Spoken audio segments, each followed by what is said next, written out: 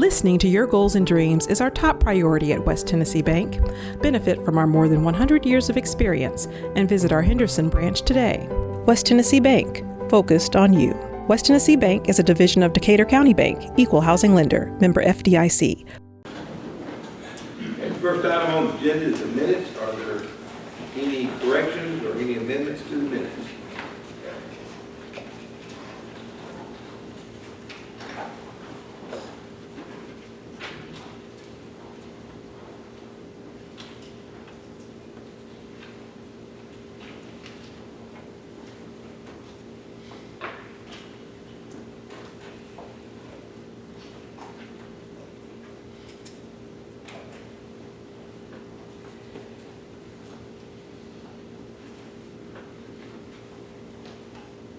Motion minutes be accepted as written. Have a motion, the minutes be accepted as written. Do I have a second? Second. Have a second. All those in favor signify by aye. Aye. All opposed signify by no. Motion carries. Next item on the agenda are accounts. There's no vote required. If you have any question on the bill, please give us the page and line number. It's not really a question, it's just a curiosity. It's on B2, it's line 57, about police department purchase of shirts and the bulletproof vest. That cost, what does one vest cost, out of curiosity? They're about $600 to $700. $699 a piece. Yeah, and we're on a rotation where we're trying to, they last 5 years, got a 5-year warranty, so we're trying to replace 3 a year. So this included 3 new vests? Well, I think there may be 3, yeah, 3. Just curiosity.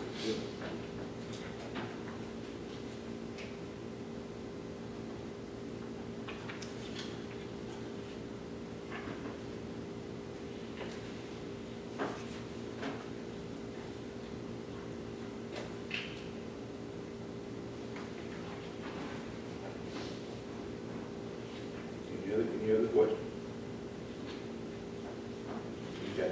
Next item on the agenda is item C, delegations. Is there anybody here that would like to address the board on any issue concerning the city? Okay. This time we'll go to the next item, which is item D, consider final action of the 2021-2022 city budget tax rate ordinance. The proposed tax rate will remain the same at $1.05 per 100 assessed value. This time I'd like to open up a public hearing for anybody who would like to address the budget pro or con. Seeing none, I'll close the public hearing. We'll go to number 2, consider the 21-22 city budget tax rate ordinance on final reading. Jim? This is the same budget you passed last month. This is the second reading. This will be the final reading. So if you have any questions or comments, I'll be more than happy to answer them. Otherwise, we're ready for passage. I'll make the motion that we approve the ordinance. Have a motion to approve the ordinance on final reading. Do I have a second? Second. I have a second. Is there any discussion on the ordinance? Seeing none, roll call vote, please. Mr. Phelps? Yes. Mr. Barber? Yes. Mr. Smith? Yes. Ms. Butler? Yes. Mr. Rhodes? Yes. Mr. Manning? Yes. All voted in favor. Ordinance passes. Next is item E, consider a resolution approving the 3% cost of living increase as well as the standard pay scales for all city employees. Jim? This is our standard resolution on pay raises. It does include a 3% cost of living adjustment for all employees. There's one slight change this year. The retirement organization has told us that our Christmas bonus that we pay as longevity Christmas bonus should have been always charged retirement. So based on their recommendation, and they're basically saying you're supposed to, that is going to be one slight change to this. And it is in here saying that it is counted as salary for retirement purposes. Other than that, the raises do go into effect June the 28th, and it has been brought to our attention. There is one number that we forgot to update on page 3 of the attachments, which is on E4. The lead operator at the water plant about a little over halfway down, if you see that position. The number is $22.85 on your copy. That is the current salary. The new amount will be $23.54. So change that number to $23.54. We have double checked all the rest of the numbers, and that was the only mistake we found. So that one change, I propose we pass this resolution. I make a motion, we pass the resolution with the, do I need to address that correction or? No. Okay, I make a motion, we approve the resolution. A motion approved, pass the resolution. Do I have a second? Second. I have a second. Is there any discussion on the resolution? Seeing none, roll call vote, please. Mr. Phelps? Yes. Mr. Barber? Yes. Mr. Smith? Yes. Ms. Butler? Yes. Mr. Rhodes? Yes. Mr. Manus? Yes. All voted in favor. Okay, next item on that is item F, consider an ordinance on the final reading to adjust water and sewer rates. Alicia, if you were there on that one. It's what, 2.5% for the next 4 years, and this is just to, kind of like we've done in the past, keep us abreast to, cost of living increases in materials and the ongoing operation. One thing I'd like to say is the fact that I don't think anybody on the board really likes the idea of having to raise rates, but the water and sewer and law and gas are all enterprise funds that have to pay for themselves. You can't bring any property tax or sales tax in to support it. You've got to stay ahead, you've got to break even. Like you said, stay at with the costs that are going up. You've got to stay even, or the state will come in and set our rates for us. We do not want the state involved, so this is, I think, with y'all's lead, the board is doing this to make sure that we can continue to control this. The small increases are a lot better than some of the ones the state has done for other places. So that's for sure.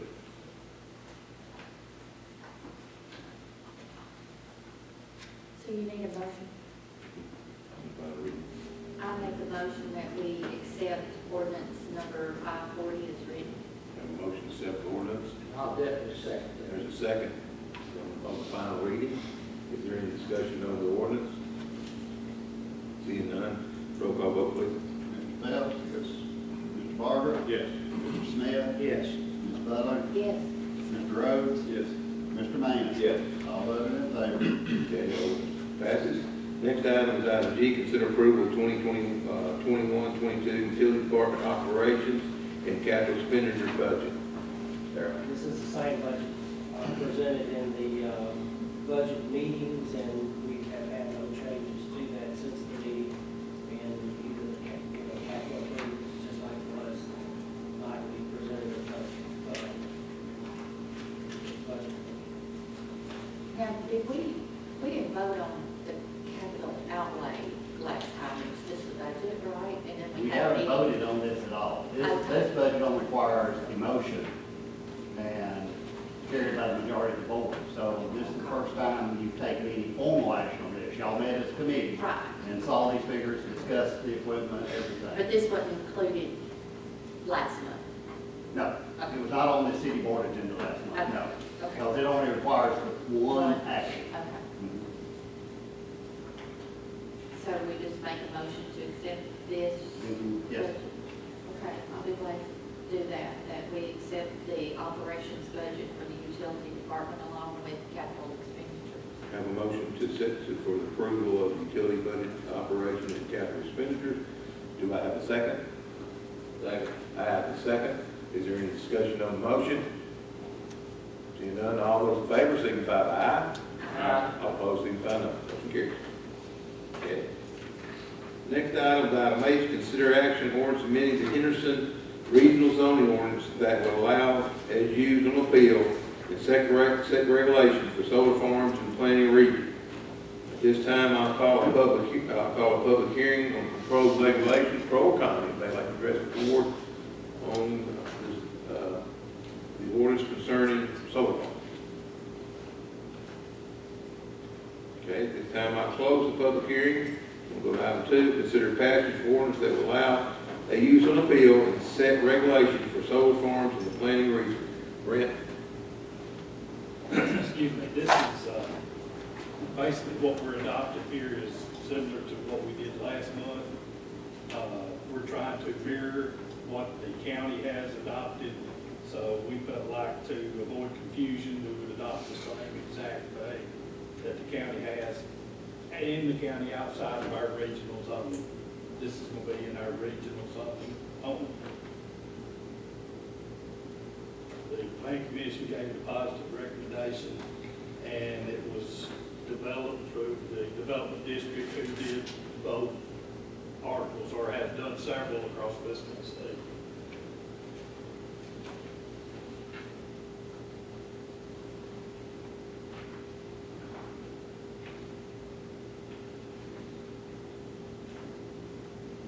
Just where you know, this week it brought my attention, I think it's Fayette County, they have a solar farm going in that's gonna cover 1,700 acres. So this is happening, you know, fairly close to it. 1,700 acres solar farm. So, you know, it is happening. You know, it is a good thing, but it is something. And this does control it a little bit, it doesn't outlaw it, it gives you regulations, you have to go setbacks, et cetera.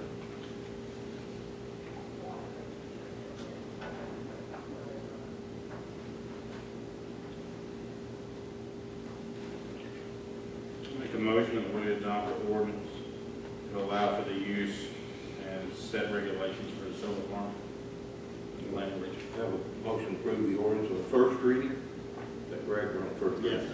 On the first reading, do I have a second? Second. Have a second. Any discussion on the ordinance? Seeing none, roll call vote, please. Mr. Phelps? Yes. Mr. Barber? Yes. Mr. Smith? Yes. Ms. Butler? Yes. Mr. Rhodes? Yes. Mr. Manus? Yes. All voted in favor. All vote in favor. I can entertain a motion on the second reading since all voted in favor. I move the ordinance on the second reading. Have a motion to approve the ordinance on the second reading. Do I have a second? Have a second. Any discussion on that? Seeing none, roll call vote, please. Mr. Phelps? Yes. Mr. Butler? Excuse me, Mr. Barber? Yes. Mr. Smith? Yes. Ms. Butler? Yes. Mr. Rhodes? Yes. Mr. Manus? Yes. Motion, ordinance passes on the second reading. Okay, next item is consider an ordinance amending the current 2020-2021 budget to account for revenues and expenditures related to the grants. Jim? Normally this time of year, we have to do some adjusting ordinance or budget amendments to line items in order to get us in line for year end. This year, because of the amount of money involved with a couple of grant projects, we are actually having to do an ordinance to do this. Some years we're not required to do that. The rule reads that if you amend any line item in the original budget, not an individual line item, but a departmental line item, you have to pass an ordinance to amend that. This, because of the items on the second page, you can see we had to do that. We had expenditures we wasn't expected, some of them related to COVID. We had a large sum of money, both in and out, related to the Arden-Sango Fast Track project, and a few other items. So this ordinance basically brings us in line to make our budget what we're actually doing and what y'all are aware of that we've done through the year. On the second page, we'll go through the individual things that revenues were increased because we got an rebate from VE Partners. Because of the COVID, they gave us a rebate. That was a good thing. We got the CARES money from the state, the 94.7. We got a small grant through FEMA for the fire department for COVID-related issues. And the Arden-Sango Fast Track, we had a $363,000 worth of revenue there. The expenditures, the judge's salary went up for, y'all increased it by $100 a month for 6 months. So that went up $600 because we hired a different judge starting January. The COVID expense was money we spent out of part of that money we came in for COVID. We had some lightning damage to the fire department, the FEMA expenditures from the grant that they got. The street department, we've had a large sum of repair and maintenance this year, mainly on our New Holland boom mower tractor, much higher than we were anticipating. So that is the reason and that is running over budget. So we added $10,000 there. You have the Arvinsango Fast Track project, and then actually in the end, we're actually increasing capital outlay. So actually, it's not a negative, it's actually a positive in the end. We didn't spend it because of the additional revenue, we didn't spend it all. So actually, we increased capital outlay reserve. Basically, at 473,000 more revenue, Mhm. we spent a bunch, but still let us increase the difference. The rest of the 473 went into the capital outlay. Yeah, about $72,000, yes. Mhm. Okay. What did we spend the COVID expenses? What was that? The 23-2, Yeah.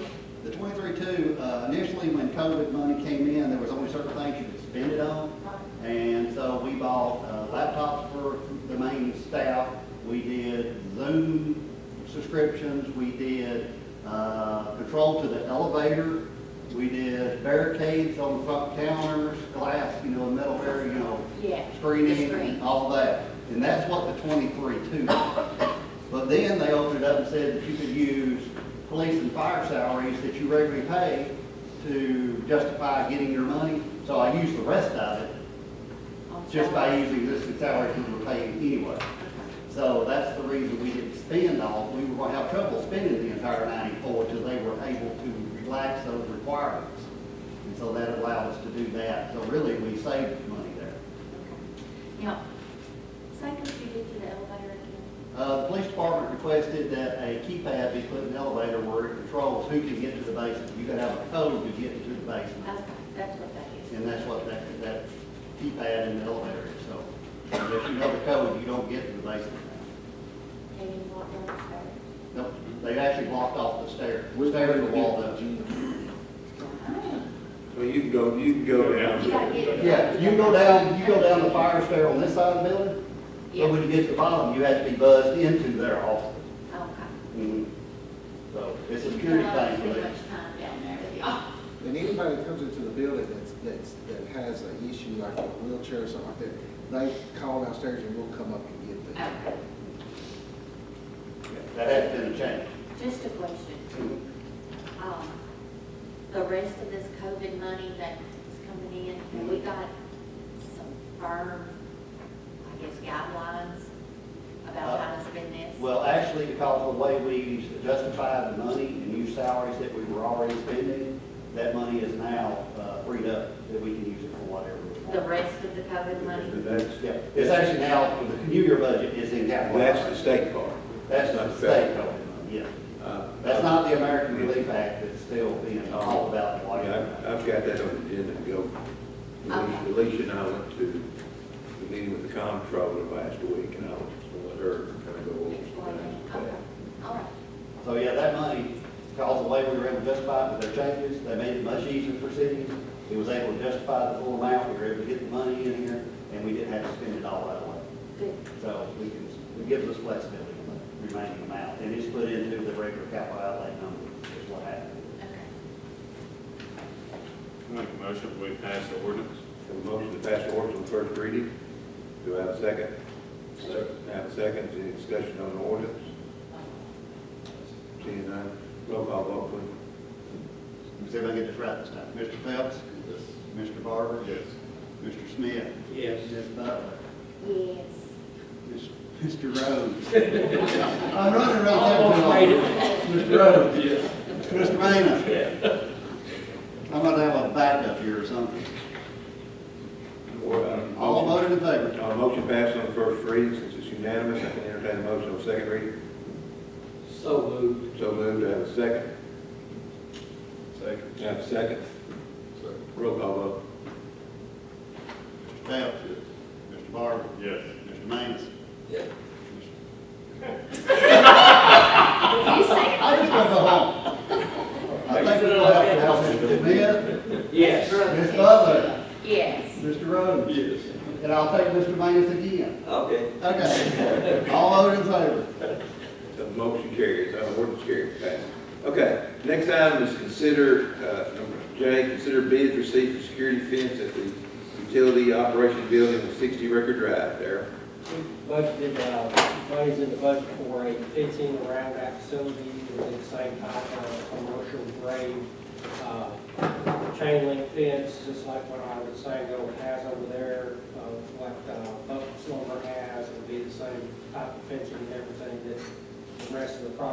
around this house. We wrote a pretty tight spec so that we knew everybody would be bidding on, apples and apples. We had 2 bids out of about 6 that received an invitation to bid, and we also ran it in the paper.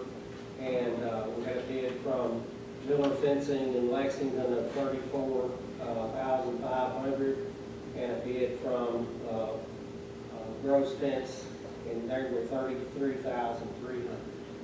And looking at the difference, I think there was a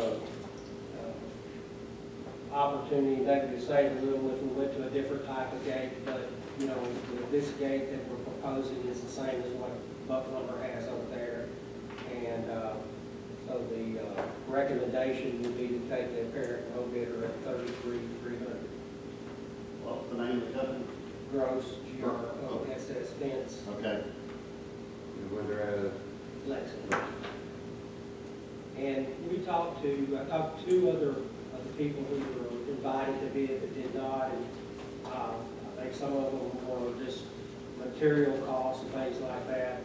If you're not, I guess, fencing in a big way, and you've got quite a bit of inventory where you can, do a job at your current cost. That was an issue with some of them, is that they could only hold the price for like 10 days, and if we didn't issue a purchase order like the next day after bid opening, they wasn't sure the price was going to be. Whereas if you buy today, it's this price. If you buy tomorrow, it might be something different, and some of them just didn't want to do it. What were you anticipating as the cost of this? When we originally estimated it, of course, we estimated it just measuring off Google Maps, and we got an estimate for a budget, and I think we budgeted $25,000, and it is slightly, over the amount that we estimated, but it's still within the amount that we had in the budget for. We had quite a bit of money in there for roof repair, for several other items at record prices. So I anticipate just adjusting one of those other items to, at the end of the day, the budget will still balance according to what we have budgeted for capital purposes.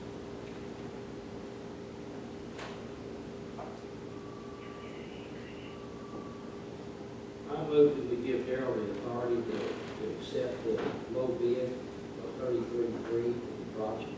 have a motion to approve the low bid. Do I have a second? Second. I have a second. Is there any discussion on the motion? Seeing none, all those in favor signify by aye. Aye. Opposed, signify by no. Motion carries. Next item is, Jim, to discuss the draft regulations that y'all got pertaining to livestock in the city, Jim. Last meeting, we had Carlos Smith here talking about horses, and the boards that appointed sort of a committee of Brent, myself, and Mark Barber to study the issue, the situation, and we drafted I drafted with their help an ordinance that sort of spelled out what may or may not be allowed. This is just I'm not even proposing or recommending, this is just an option. I think there's several questions here that may need to be answered before we move forward. There's several things also going on in the community that may affect how we deal with final action on this. So I think the recommendation for me right now would be is for us to we did not want you taking the action tonight. And maybe it's not even a good night to discuss it. Maybe it'd be better to come back in about, maybe prior to the next meeting or after the next meeting and have a thorough discussion of this ordinance in light of other things that are going on in the community. So that would be what I say we need to do tonight. If y'all want to get together between now and the next meeting and maybe have a thorough discussion of the ordinance, and then we can do that. I would like for us to meet, because I still have some questions about As I said, there's a lot of this information. the And of course, we acreage. even, we brought in the chicken ordinance that's almost identical to the one that y'all considered about 3 or 4 years ago. I don't know how long it's been now. But it was even passed on the first reading, but then it never got brought up for second reading. So there is a lot of material here that does need to be discussed. So. I'd like to see us, or make a motion that we table it for tonight, but we do need sometime between now and when we bring it up again to, particularly in my thoughts, is this, the limits of how close it is to adjoining property, as well as per animal unit. The acre, you know, like 2 acres, because that is the standard by the UT agriculture. So, The July meeting is early in the month, plus we have a holiday, so I don't know, it's up to y'all if y'all want to try to get together before the end of the month, or wait till after the next meeting. I mean, I don't think this is something that has to be done immediately. yeah, but we don't even have to vote on it in July. No. I mean, we could put it off. Or we can even recess or adjourn after the July meeting and discuss it after that. But yeah, and like you said, with things going on in the county, we're gonna see, I think we'll probably learn a lot Mm-hmm. at some of our meetings coming up. Yes, So, I agree. Do we need to even take any action? Should say, do we need to table it? Is it to that level of table? No, it's actually not brought before action, so really there's no need to even I table it. agree with I think Alderman that- Butler that I would like for us to have a work session on this. Okay, we'll try to schedule time that we can get back to the office and schedule a work session time on it. It could be after the meeting, or it could be after the July meeting sometime, but we'll get with y'all, email y'all, and y'all can give them a date that y'all think is a good time to do the work session. Okay? In other business, employee lunch. If y'all remember, COVID got us, and we could not have the Christmas lunch we have for the employees. Alicia and Diane have worked on it, and they've got a date. What's the date? The June 28th. June 28th. We're doing a luncheon here for the employees that had their service awards. We gave them the service award, but we never have really recognized them in front of the employees. We'd like to be able to do that. We're also asking if it's okay with y'all if we close the office from about, 11:30 to 1? 11:30 to 1, so everybody can attend. That's how we did the Christmas dinner. Yeah. So make sure it's okay, we'll make sure it's okay with y'all, and also y'all please put on your schedule to attend. Is it 12, at 12 p.m., 11:30? We'll start, I think we'll start at 11:30, and like I say, and like I say, it's really, we're not going to, I think, we're not having any competition like we do that, you know, the things we do with employees, but I do want to recognize, we do want to be able to recognize the employees that got the service awards. We want to be able to recognize them, and I think that's why we can do that. It's okay with y'all? Sounds good. All right. And it's the 28th, 28th, at 11:30. Oh, I can take you notes. Okay. I put it in my phone, I think. Okay. Also, another business, last week, Alicia and I attended at Jackson State. The comptroller was here, and matter of fact, it was standing room only in that room. It was, every county mayor was there, plus their finance people, and I say probably 75% of the city mayors in West Tennessee were there, and their finance people. And they went over the act, and kind of, one thing came out that kind of puzzled me when he said that we always assumed we were getting about 1.7, but did he not say something to the city, they were going to compute something to do with your budget? That's A percentage of your budget, of what money you get. And then the other thing, I'm going to let Alicia tell you what you're spending on, can't spend on. The other thing that came out was the counties already received their money. Cities of 50,000 and more have received their money. The state of Tennessee the governor has to submit a letter to the federal government saying that he will participate in that plan. If for some reason, the governor decides he's not participating in that plan, none of the other small cities get any money. Now, from what we're told, the governor's going to submit, he's going to participate in the plan. But it was kind of strange that, like I said, the counties have all received theirs. I talked to them, matter of fact, I was at the TML meeting today and talked to Mayor Moore from Franklin, that's one of those cities above 50,000. He received his last week, his first half of his last week. And if there's any, at least you go over what we can spend, technically what they're saying right now, you can spend it on. It's still the same items that they had before. I can't remember all of them specifically, I don't have a cheat sheet, but I know that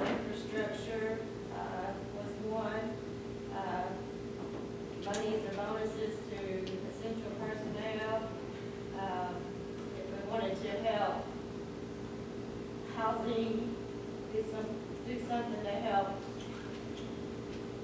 organizations that live on contributions, or contributions or something to upgrade housing or do something like that. What was the other one? Where you get a wastewater, the state is pushing, the comptroller is pushing cities to use it, wants you to use it on wastewater and water. Now, one thing did come out in that was, the question was brought up about stormwater. Could that fit in that thing? And it said it could. Now, the one that blew the gray area, the one that kind of got us, that was in the gray area, was the one they said that if you're building, let's say, the utility department, it's so cramped there for the customers who come in, and they can't get distance from each other, that the city the entity can rehab that to give them more space. They can add to it, and he even said the word they could build another building that gave employees that space. And so that kind of threw it out there that there's some gray areas. Now, one thing that they are going to do, which I think will help us, one is we have December 31st of 24 to spend the money, but if we have the money obligated before that, like I say, we have a sewer project or some project we have got approved and we're in the process of doing that project, we're not held at that deadline as long as we have that money appropriated to spend. 26, if we got. 26, you got to get extra time for that. But those were the things they were talking about. His advice to us was, you should sit on, as soon as you get the money, you should sit on it 90 days before you even start talking about what you're going to spend it on. I feel like I think that, as usual, I think there's going to be some changes. I think they said that there was something like the last COVID bills they passed, there were like 11 changes during the process. So, I think we shouldn't really jump out there and try to spend it real quick. We can sit on it for so long to see what we'll be able to do and look at those projects. And not to make sure of your question if you're not sure. Yeah, the figure we got was 1.7 million. But she's saying it's, Well, he brought it up out of the blue, he brought it up. And we all looked at each other, everybody started looking at each other. But that he said something about your budget, but I talked to the Franklin mayor, he got exactly what his figure said he was gonna get. I think I saw somewhere, it would depend on, especially really small towns, they were limited on how much they could get based on their existing budget or something. Yeah. There was something, it would really mainly affect, I think, very small towns. But I don't think it's really. Now, one thing they are gonna do, I think that they're gonna do, that the comptroller's gonna do, is they're gonna have a website for this, there's a website. And you'll be able to go on that website and be able to see every project that they've approved. So if you're sitting there and we can go on the site and see that the city of Athens did a project, we go, I didn't know you could do that. But they approved in Athens, we might want to do that. They're going to have that, so you'll be able to see all projects that they're approved. And I think we're going to have to go back to the comptroller. You're almost going to have to get the comptroller to approve your project to be on the safe side. Because they're saying, don't want to spend it on something. they're saying, they told at that meeting, if you spend money, and it's come back to federal government and says you're going to approve that was not approved project, spend that money on, you got to cough that money back up out of your budget. And if it's spent on utilities, yes, you have to fund depreciation on that. Yeah, we asked, I think somebody asked, could we get a waiver on depreciation? So that didn't go over. He made a point when he said he wanted to use it for wastewater and water, but he also said you got to do depreciation. You still got to fund your depreciation. So that's the reason the stormwater come up. We kind of looked around, and stormwater came up, and that might be something, just something we can look at down the road. That you might be able to use some of this for stormwater. Like I say, soon. And TML's been pretty good about their posting any changes or anything that they're pushing it out on their site. So if we get any changes, we'll push it out to y'all. One thing I think would not be, obviously we wouldn't have to depreciate land. We could maybe use some of that fund to get some additional acreage to expand some of our lagoons. Now, that's one thing came up that's kind of in this day and time. interest money's not nothing on, you know, you don't get anything, any interest. But it came up that if you sit on this money 2 years and you draw X amount of interest on that money in the bank, you can get that interest, but you gotta spend it on a project, it's an approved project. You can't take that money and put it, bring that money you got in interest off that money back to your general fund. You have to spend that money on a project, approved project. Even though that's very little money in this day and time, but they even said that. Anybody got any other questions on that? Like I say, as soon as anything we get from the comptroller or from Tennessee Municipal, we will definitely forward it out to y'all as soon as we get it. And so, because I think people, talking to other mayors and Clay Mayor are already getting hit up, the people that want that money, but you're really limited to what you can do with it. Chief, you got anything? Yes, with us approving the budget tonight, there's a shortage, I know you know, of new cars. The manufacturers are having problems getting parts for them, computer chips, we're hearing everything. We had 2 cars go down today, so I'd like permission with the understanding we can't pay for those cars until July 1st, but we can get the ball rolling and get our name on the list, so hopefully we can get a car, because there's a real time thing here. So do I need to ask for permission to go ahead and start that, or? Yes. Okay. So I'm asking for permission To go ahead and to go start. ahead and get the ball rolling, and with the understanding that we can't spend it. And you're buying a state contract. Yes. The mayor authorized you to go ahead and award cars with state contract for delivery and payment after July 1. Because I don't know when we'll get them. Make that motion. We have a motion approved to go on state contract and purchase vehicles after July 1. That was 1 car and 1 truck. Okay, have that motion, have a second? Second. Have a second, any discussion on that motion? Seeing none, all those in favor, signify by aye. Aye. All opposed, signify by no. Motion carries. Anything else? No, sir. Brent? No, sir. 2 significant issues, or 2 significant things going on in the utilities. Have several emails from our inspector that we get our annual Tennessee regulatory gas inspection each year, and we'll have that. We've already started that process, already got a records request for a number of documents and things like that. We'll try to do most of that through like emails and file transfers and things like that.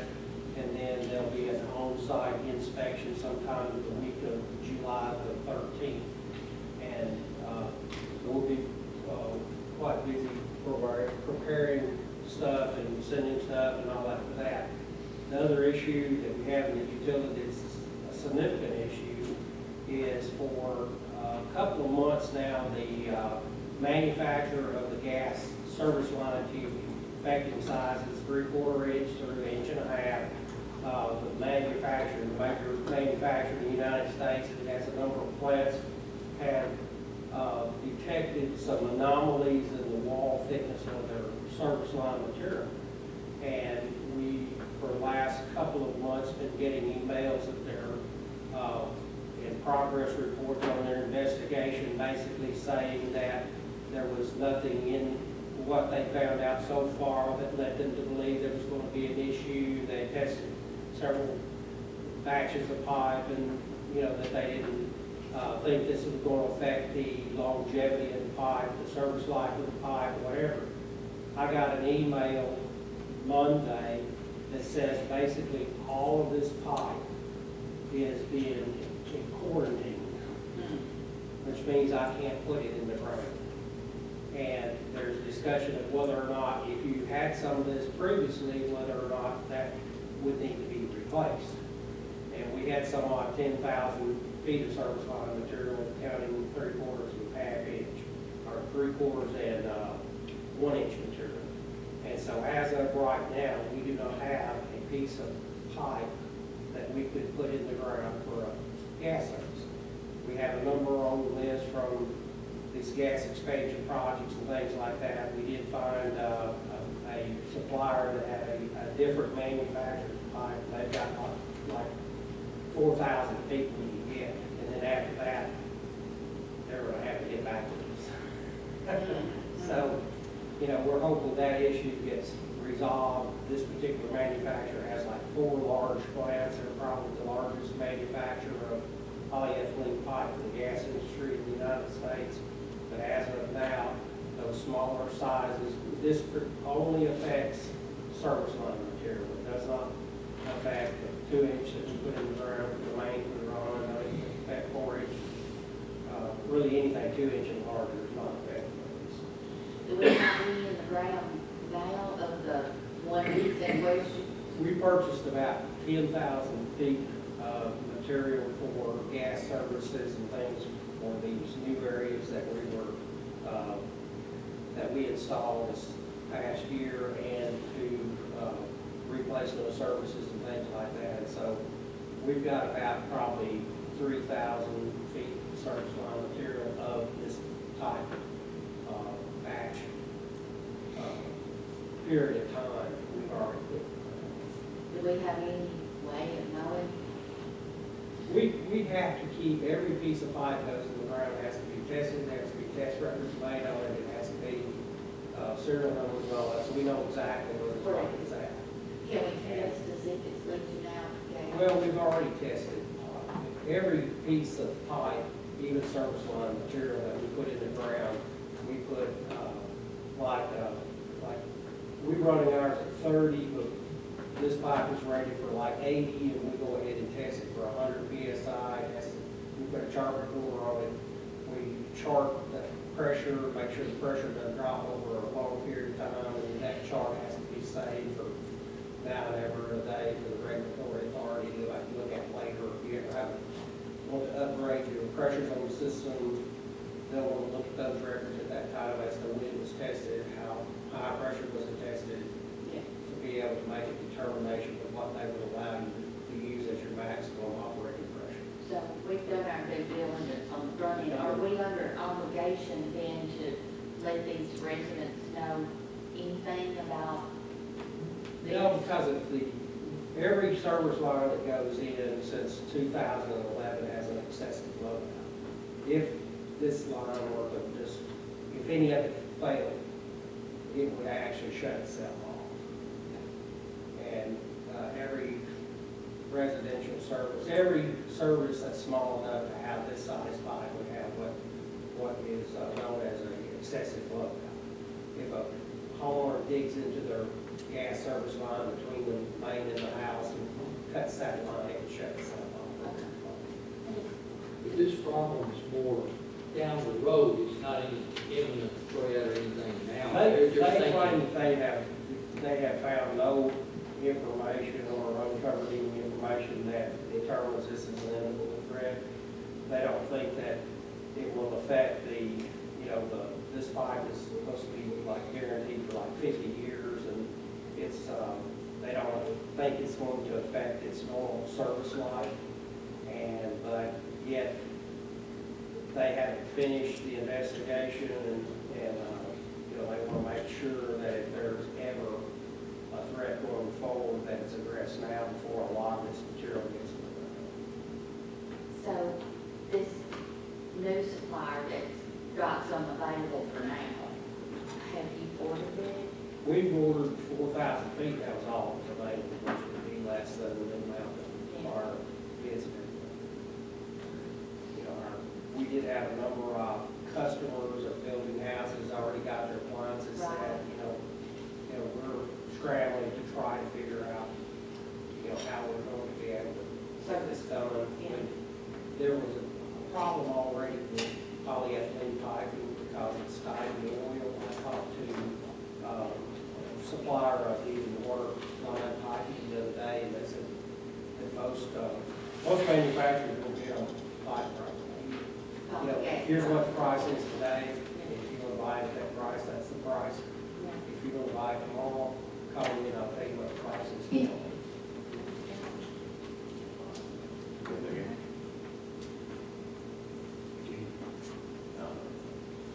Only thing I have is, if you notice on West Main, we did have emergency down there where we did have to replace 200 foot of pipe, and it was under the sidewalk, and also due to the fiber optic that was under there, we did have it contracted out, and we got in touch with 3 contractors, and the lowest contractor was $8,000, and then the other one was like 30 something, and the other one was 40 something. So also we'll be going back replacing the sidewalk.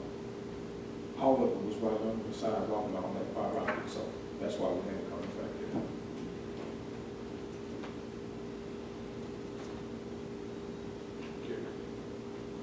Jim?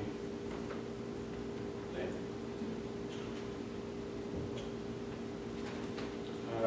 Didn't know, the splash pad is up and open. I want to say a big thank you to Carter and Daryl for your help in keeping it up and going. A little bit of adjusting to having the splash pad around it. Thank y'all very much. I know the kids really appreciate it.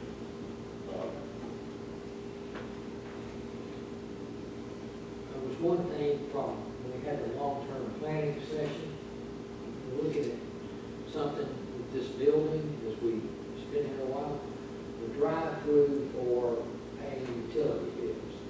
It's awkward to get at because of the bump out, and you can't hardly get in without hitting the curb or something. It's not a straight shot.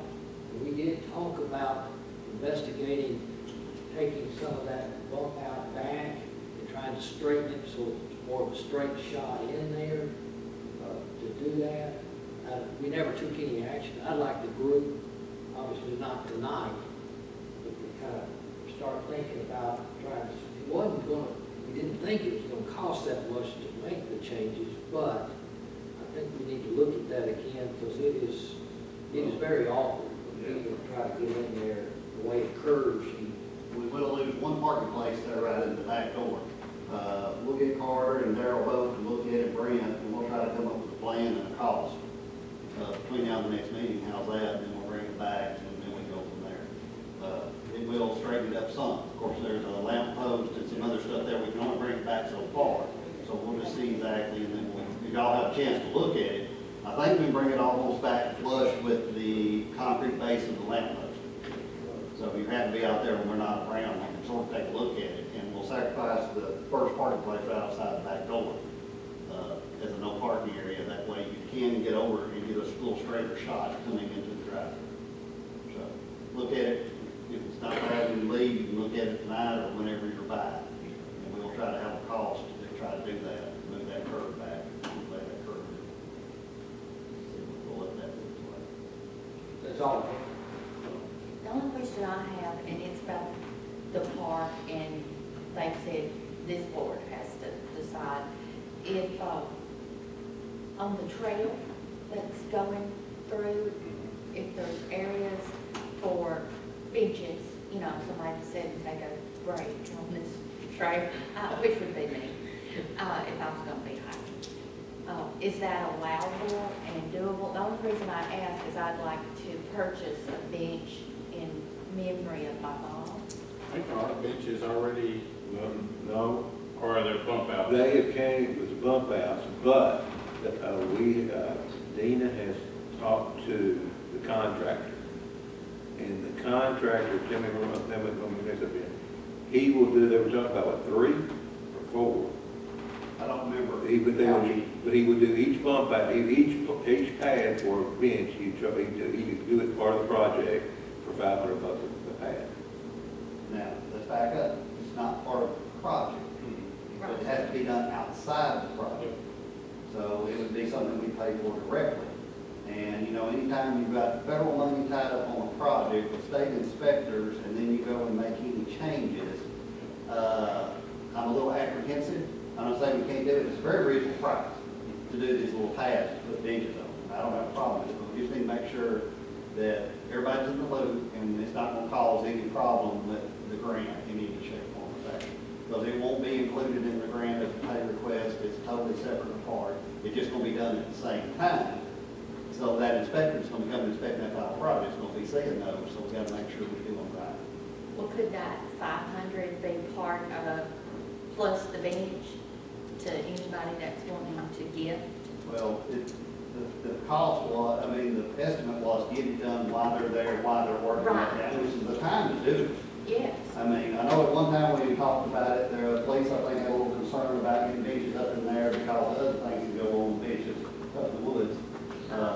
I'll let Gary address that. That's due to me. Okay, Maybe I was wrong. Well, I can tell you one sitting back in that road, he said anything, he'll be in trouble tomorrow. But, so, you know, and I don't remember, I think it said 3 or 4, I don't remember. I think it's 3, but really and truly, the price he's quoting is not a bad price. Oh, it's very reasonable. That's very reasonable to do those Well, back. I just wanted to bring that up because I do want to purchase a bench. And if it costs me more to help pay for concrete, Let's reach out to the engineer and ask him if he sees any problem. If not, we can do that. We'll just go ahead and get it done. Because that's fine. But like I said, the price he gave us is a very fair price. Oh, yeah, there's no doubt. Yeah, because he's doing the project. which makes sense to do it. Anything else? No. Jesse, you got anything? No, sir. No. I think Darrell, we're still waiting on the asphalt company. I think he's got 2 pages of street cuts to get paid. And they supposed to, supposed to be here last week or this week, and I'm sure the weather's affected. I think the weather's affected, but they're supposed to be here. So we, like I said, we got, I think, we got about 2 pages of street cuts we got to get paid. And about 2 or 3 different sidewalk areas and curb areas. And I was with Adderall today, he formed them out, so if it don't rain in the morning, he'll be back to both curbs and those sidewalks. That includes the work that's done in Amber Cove and Sand Road Circle where I've had several neighbors asking about I that. think there was about 22 sites on there. It included what was over here by the courthouse and improved Amber Cove. It was a place or 2 on the sand. It was, there were several of them all over. Mill Street, Fourth Street. And like I said, we also got some curb cuts that they're working on too. They had cut the curb too in a couple places, so. Mifflin, we cut holes everywhere. Holes and more. I was in too much rain. Okay, does anybody have anything else they want to bring in front of the board? If not, I'll entertain a motion to adjourn.